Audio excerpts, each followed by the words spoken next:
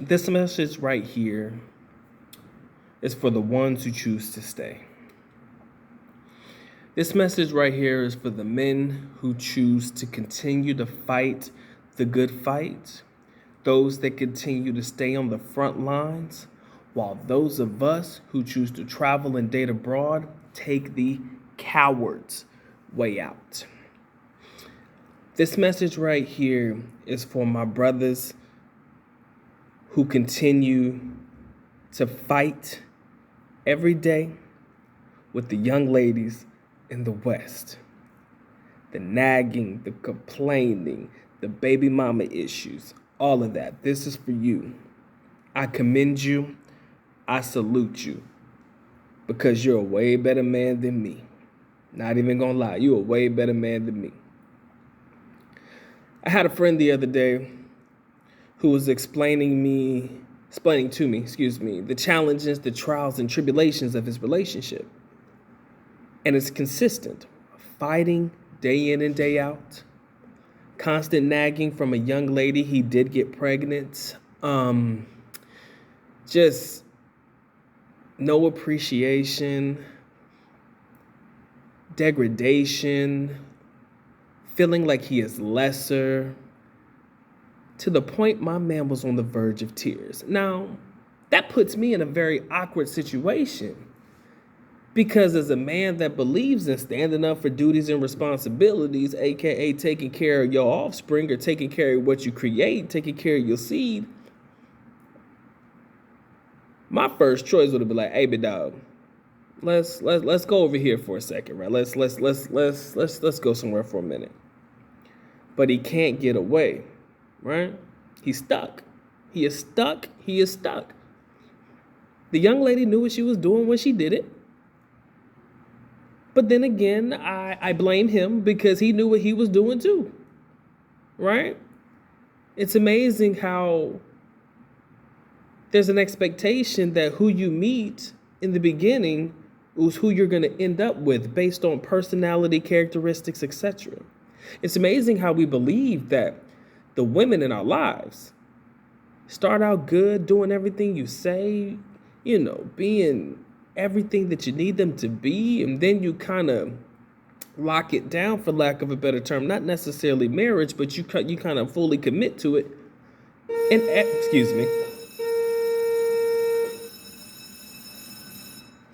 and everything goes to shit. Now all of a sudden, you're wondering where it all went wrong, right? You're wondering what did I do? How did I end up here? But yet and still you continue to fight the good fight. And for that, gentlemen, I commend you. To my fellow brethren who hate on passport brothers, I love you.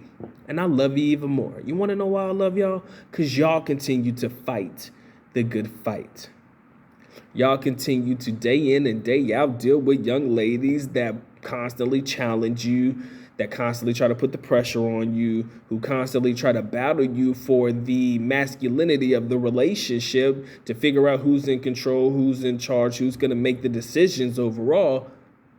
And y'all go tit for tat on a daily basis to the point where sometimes it gets a little violent, damn sure toxic, to say the least. And for the fact that you continue to go back into battle day in and day out, I commend you, because you are a way better man than me. I have often encouraged my brethren to seek opportunities elsewhere. That doesn't necessarily mean you got to commit to anything. That doesn't necessarily mean anything. If it doesn't work out, you can always come back.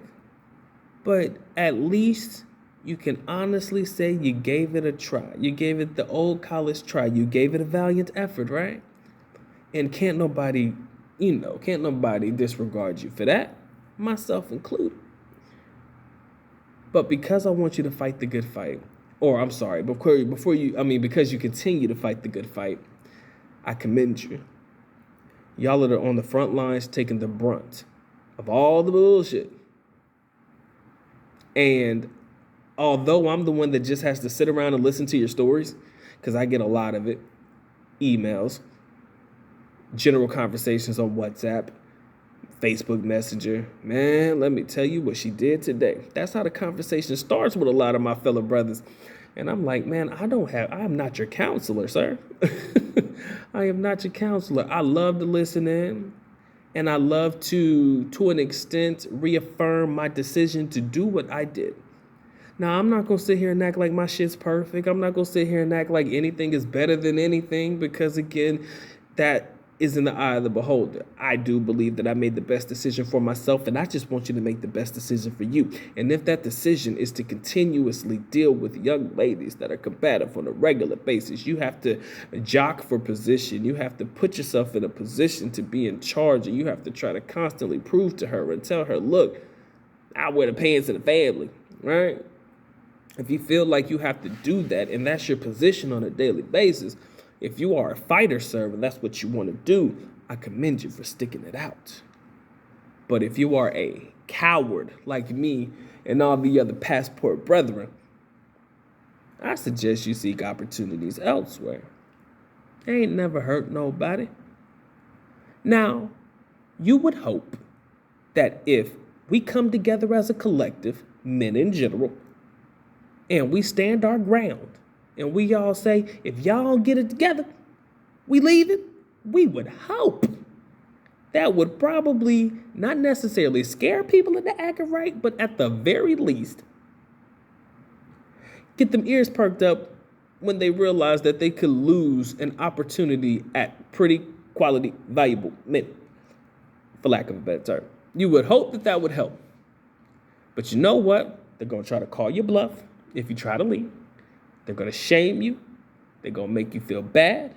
They're going to question your manhood. They're going to do absolutely everything humanly possible to make you stay. So yes, if you do make the decision, it does not come without its disparities. It does not come without challenges. It does not come without questions of your masculinity and manhood. Because a lot of them don't have any shame. And I'm only referring to the young ladies who put themselves in positions to be combative on a daily basis and just don't want to be cooperative, right? Kevin Samuel said it best, man. We just want cooperative young ladies. It's not so much men trying to dominate and demand and do all this extra shit. It's just cooperation. Damn, baby, can you work with me, not against me? I think that's fair. But this is it, man. This is where we're at. So when it comes to the fellow brethren who choose to stay where they are, I have basically put them into three categories. The brothers who can't move because they've locked into a relationship with a young lady that's got them trapped, whether it be with a young lady of sorts. The guys who want to leave but may be scared to do so because they ain't never traveled outside the world or outside of their own backyards or whatever. And number three, these are the ones I love the most, by the way. The brothers who have been recruited to talk shit about the passport men. I love y'all the most, right? Because if you haven't noticed, they created their own little army of gentlemen and minions and shit to come at other men. Why are men arguing with other men about what they choose to do with their dicks? With all due respect, I shouldn't have said dicks, but y'all know, with your penises. Why is a man arguing with another man about what he chooses to do with his manhood?